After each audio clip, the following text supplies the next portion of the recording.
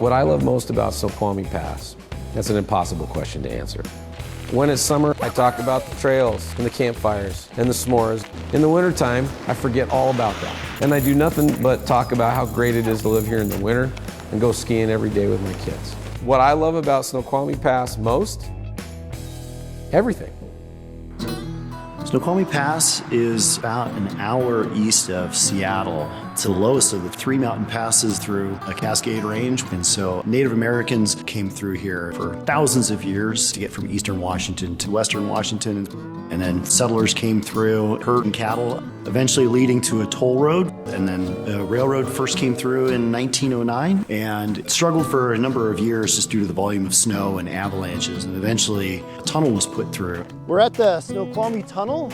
It's part of the state park's Palouse to Cascade trail system. People will come through here on bikes and by foot. Start at one end of Snoqualmie Pass here in Kittitas County. 2.5 miles later, you'll pop out and be able to see all the way down to Seattle and Bellevue. It's a real fun adventure. The origination of skiing at Snoqualmie Pass, it has a long history and a proud history.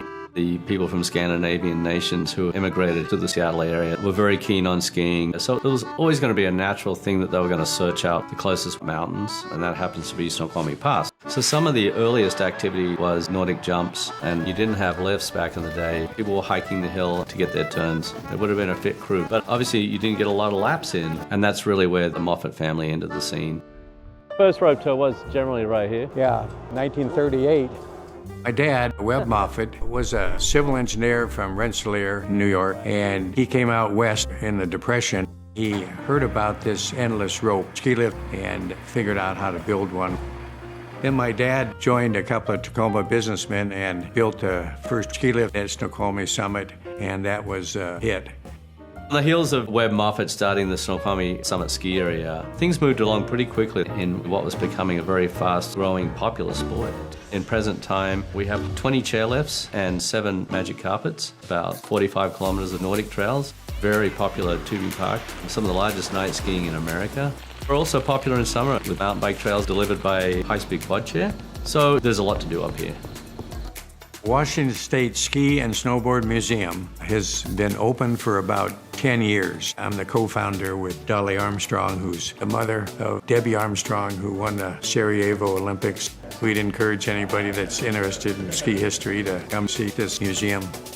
If you're coming up to Snoqualmie Pass to recreate, be prepared for any eventuality, especially with the weather. On the weekends, you can never really count on finding parking up here. So consider coming up during the midweek when the crowds are lower. Bring what you're going to need and pack it out when you're done, and be respectful to the land and the community and neighbors up here.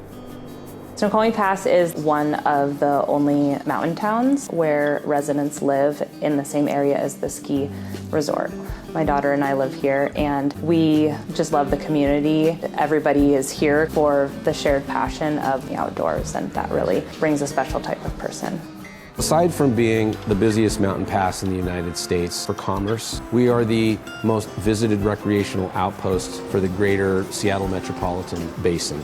At the same time, we have a growing full-time residential community and a variety of local businesses. We are becoming a town. This is my 10th winter up here, and I love coming home every day. Instead of mowing the grass, I get to blow snow. And every day I get to is a good day.